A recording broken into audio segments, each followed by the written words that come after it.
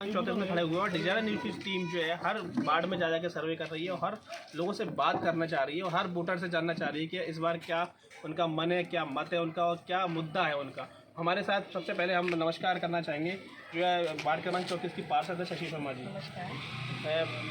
Ma'am ये बताइए कि इस बार मध्य प्रदेश में क्या कहना चाहेंगे? मध्य प्रदेश में एक तो जो शिवराज सरकार है वो 50% कमीशनखोरी की सरकार है, 250 घोटाले की सरकार है, सिर्फ घोषणाओं की सरकार है। घोषणा करना आती है, उसके बाद उनको निभाना बिल्कुल नहीं आता है। इसमें हमारे साथ दूसरे पक्ष में जो है बीजेपी के कार्यकर्ता है, उनसे हम जानना चाहेंगे जो मैम ने कहा है उसके बारे में क्या कहेंगे? मैडम ने कहा भ्रष्टाचार की सरकार है, घोषणाओं की सरकार है, सभी लोग देखते हैं। हमारे मुख्यमंत्री माननीय शिवराज सिंह जी घोषणा करते हैं उसको पूर्ण रूप से पूरा करते हैं।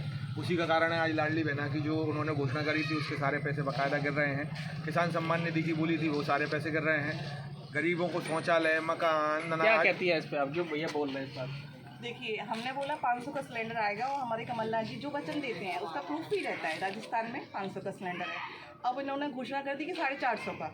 इनकी सारी घोषणाएं ना मध्य चुनाव को, विधानसभा चुनाव को मध्य 2-3 महीने के लिए हो रही हैं। और जो उनका पूरा 2024 का घोषणा पत्र आया है उसमें लाडली बहना गाय भी कर दी है। तो ये कोरी पारी बहनों को टोटली बेवकूफ़ बहनों को टोटली बेवकूफ़ बनाने वाली बात। बहुत अच्छी बात बोली है। कोरी पारी बहनों को बेवकूफ़ बना रहे हैं क्योंकि मुद्दा इन्होंने उठा दिया। इन लोगों ने से पूछो कि इन्होंने अभी फार्म भरवाए थे, किस अध्यक्ष किस कारण से फार्म भरवाए थे, किस पावर से फार्म भरवाए थे। जो लाडली बहनों के अभी फार्म भरे थे ना कांग्रेस के द्वारा, वो किस कारण से भरे हुए थे, किस पावर से भरे हुए थे? ऐसी कौन सी सरकार में इनके पास पावर थी? जवाब दीजिए। हमारी जो योजना कमलनाथ जी की आ रही है उसकी फार्म सरकार आ रही है और वो सारे वायदे पूरे सरकार आ रही है, कांग्रेस सरकार आ रही है, इस बात तो आ रही है पे कोई भी कार्य नहीं किया जाता। वर्तमान में जो होता है उस पर कार्य किया जाता है। मैं हूँ बीजेपी ने लखपति दीदी की योजना भी लागू, अभी शिवराज जी शिवपुरी तो उन्होंने घोषणा की कि लखपति दीदी बनाएंगे, हर बहन को 10 लाख रुपए देंगे, 10,000 रुपए मिलेंगे साल में। अभी सरकार आए तभी तो देंगी। जब माल में सरकार आ ही नहीं रही तो लाख 10 लाख या 20 लाख कुछ भी बोल दो, सरकार ही नहीं आ रही है। ये सब बिल्कुल भ्रमित करने के लिए और लालच पैदा करने के लिए किया जा रहा है। पिछले 20 साल से ये लोग यही कहते हुए आ रहे हैं सरकार नहीं आ रही है, सरकार नहीं आ रही है, सरकार नहीं आ रही है। मैं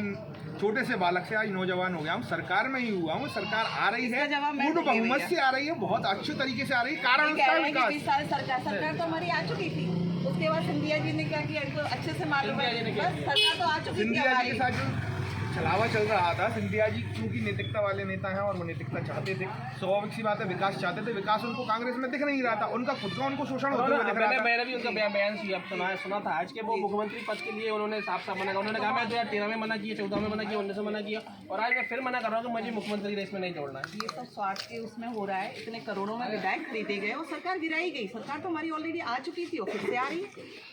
क्या कहेंगे? सरकार तो हमारी ऑलरेडी आ चुकी थी, ये सब मिथ्या बातें हैं। फिर से आ रही है, ये भी मिथ्या बातें हैं, ये भी मिथ्या बातें हैं। आई थी, गई थी, था, तीता, अंति, सीता था, मीमावा, ये सब हमने आगे में छोड़ दिया। शिवराज जी ने कहा है कि हर हमारी सरकार आने पे हर घर में एक व्यक्ति को रोजगार दिया जाएगा। पॉसिबल ही नहीं है। तो ये तो हमारे कमलनाथ जी ने भी घोषणा कर दी है ना कि युवाओं के लिए कितना रोजगार के लिए उन्होंने सारे वो जो वचन शिवपुरी में क्या किस तरह की इंडस्ट्री लग जाएगी अगर कमलनाथ सरकार आती है तो क्या रोजगार के? इंडस्ट्री के नाम से याद आया कि उनके 20 साल से सरकार बैठी थी उन्होंने, और वो उद्योग मंत्री भी थी, उसके बावजूद भी एक उद्योग धंधा मतलब युवाओं के लिए नहीं खड़ा हुआ। और हमारे जो कक्काजू आने वाले हैं उनकी कार्यशैली सबको पता है।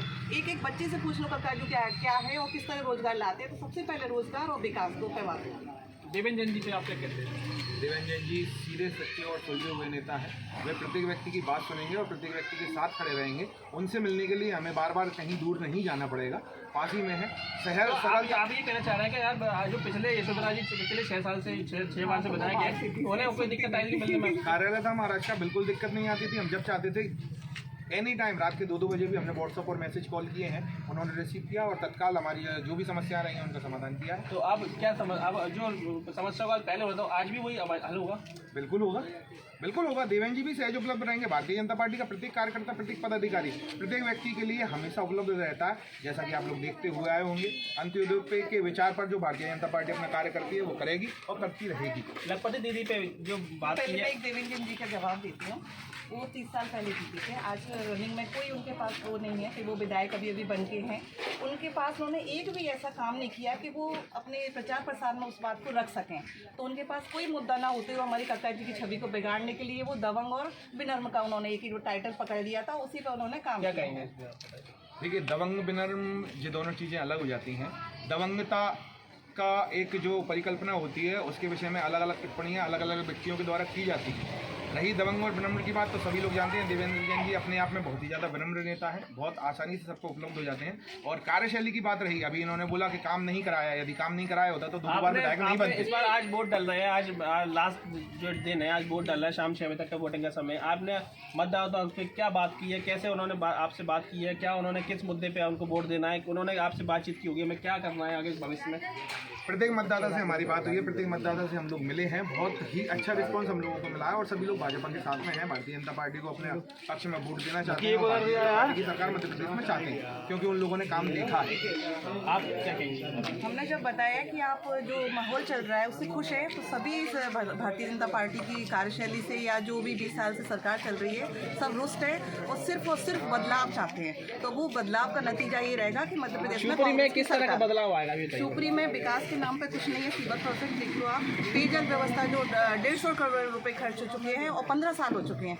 ये दोनों इतने स्लो प्रोसेस कहेंगे कि आदमी उस त्रासदी को झेल रहा है। अभी कल मैंने वो जो बल्लू भैया बातरवीर वाले उन्होंने कुछ अपनी शर्तें मांगी थी और उन शर्तों पर उन्होंने जो देवेंद्र बीजेपी से जो प्रत्याशी है उन्होंने उस पर एग्रीमेंट किया है कि मैं ये सारी चीज़ें करके दूंगा और उन्होंने बाकायदा स्टैम्प पे साइन करके मैं उन्होंने एग्रीमेंट किया। एग्रीमेंट हो जाने अभी हम क्या लगता है आपको ये सारी बातें सच हो पाएंगी? ये सब कुछ नहीं, वो तो लास्ट डे बिल्कुल आज बटे हैं और कल रात में बांटे गए। महिला मुंह बांध के और ऐसे ऐसे डाल के गई, मैंने रोका क्या बांट रही हो कि हमें नहीं पता, और लेके पटक के मेरे पूरे पार्लर में छोड़ के चली गई। तो ये सब लास्ट बात अपन करते हैं कि इस बार देवेंद्र जी जो है कितने वोटों से विजय प्राप्त कर रहे हैं?